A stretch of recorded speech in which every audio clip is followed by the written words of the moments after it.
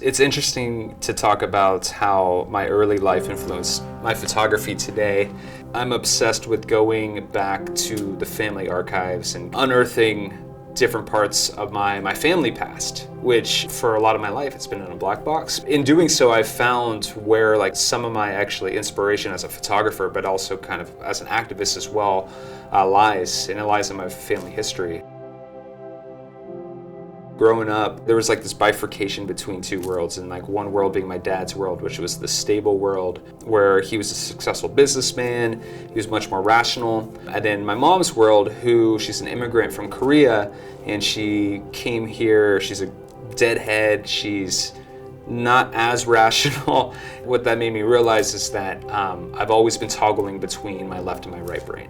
I have my mom's kind of manic nature in a certain way on the artist side, and have my dad's super rational side as well. I think that really helps me in the production of my photography too, and making sure I could put together projects. When I was young, I used to like to sit and watch my parents paint. So both of my parents are artists and their specialty is painting, even though my dad does a bunch of other types of art as well.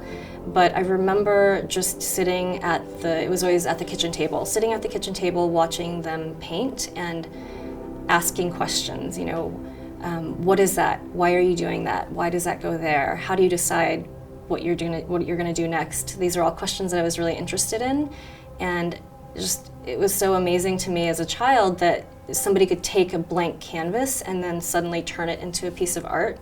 So I always watched my parents while they were doing their art, and then thought, oh, well, I'm learning from them. I have all these skills now that I can then put into practice. But in reality, I was a terrible artist. I couldn't draw anything. I was abysmal. And so at the same time, in my childhood, I would always pore over the photo albums. They were always family photo albums, and I would look at the same photos over and over and over again. And my mom just kind of knew that was something that I was interested in and had them available to me. And neither one of us ever realized that that would turn into something that would sort of shape my life over time. Early in life, my mother would give me disposable cameras, and I'd go haywire with these, shooting everything that meant nothing.